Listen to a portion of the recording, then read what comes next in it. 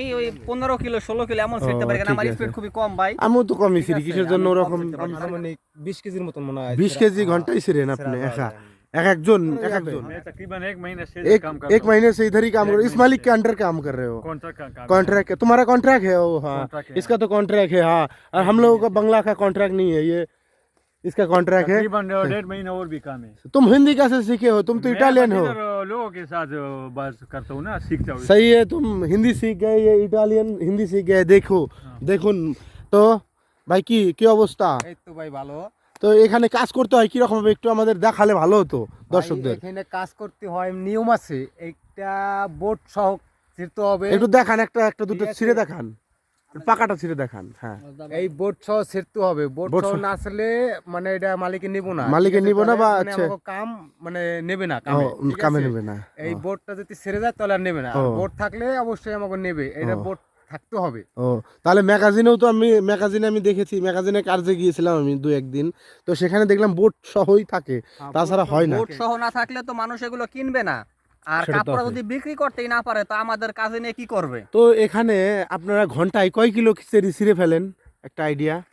ঘন্টায় মানে ওটা মানে কি মানে বোট সহ ছিঁড়তে হয় তো, তাই হ্যাঁ। কারণে একটু ছোলো ছেঁড়া লাগে। ষোলো মানে ছেঁড়া এই লাগে। কারণে প্রায় আনুমানিক 20 কেজির মতন মনে হয়। 20 কেজি ঘন্টায় ছিঁড়েন আপনি একা? এক একজন এক একজন 20 কেজি ঘন্টায় ছিঁড়েন, তো ভালোই।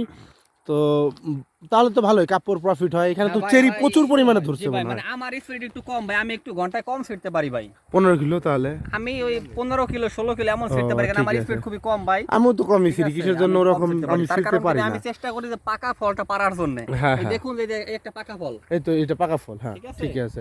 তো তা আমি এমন পাকা ফল ছিঁড়তে চাই, এই জন্য আমি একটু কম ছিঁড়ি আর কিন্তু তাহলে- কাজটা ভালো করে করি আর কি। তাহলে এরা কাপ ভাই মানে চালুর উপরে যত চালু যে ছিঁড়তে পারবে হ্যাঁ। তত বেশি ছিঁড়তে পারবে। আর ঠিক যে আছে। একটু কম মানে হয় তাহলে মানে অনেকটাই মানে কি পাতা মানে ছিঁড়া হয়। তাহলে আরেকটু পরে কাজ শুরু হবে নাকি? একটু পরে কাজ শুরু হবে, তাহলে কাপ্পু আসুক, তাহলে আমরা দেখি ওখানেও ছেঁড়ার সময় যদি কাপ্পু না থাকে একটু ভিডিও করে নেব নাকি? একটু ভিডিও ফাঁকে একটু ঠিক ভিডিও আছে। করতে। তো কাজ কিন্তু আমরা দর্শক শুরু করে দিয়েছি। এই যে দেখুন কিভাবে ছিঁড়তে হয়। এই তো দেখুন, এই তো ऐसे नहीं ছিঁড়না है।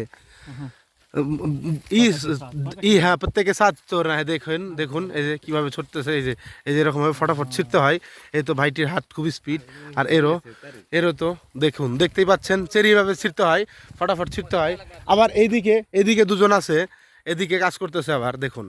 তো আপনারা যারা এগ্রিকালচার ভিসায় বা যে কোনো ভিসায় আসবেন, তারা কিন্তু এইভাবে চেরি ছিঁড়তে হবে। তো আপনারা আসতেও পারেন, এবং 8-10 ঘন্টা, যেটা বাংলাদেশের প্রায় মাসে কত হয়ে যায়, মাসে তাও একটা 50 টাকা করে দিন ধরলে মিনিমাম ধরা যায় 20 দিন যদি কাজ করতে পারে, তাহলে তো 1000 টাকা আরামে হয়ে যায়। বাংলাদেশের 1 লাখ 1,30,000 থেকে 1,20,000 ইনকাম করা কোনো ব্যাপার কোনো ব্যাপার না।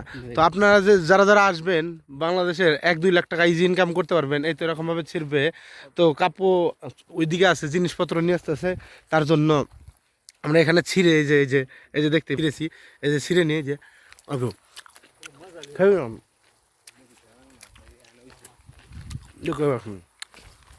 তো আপনারা যারা চেরি কাজে আসবেন, এসে চেরি খেতেও পারবেন, নিয়েও যেতে পারবেন, কেউ কিচ্ছু বলবে না। এবং দেখতে পাচ্ছেন কি পরিমাণে চেরি।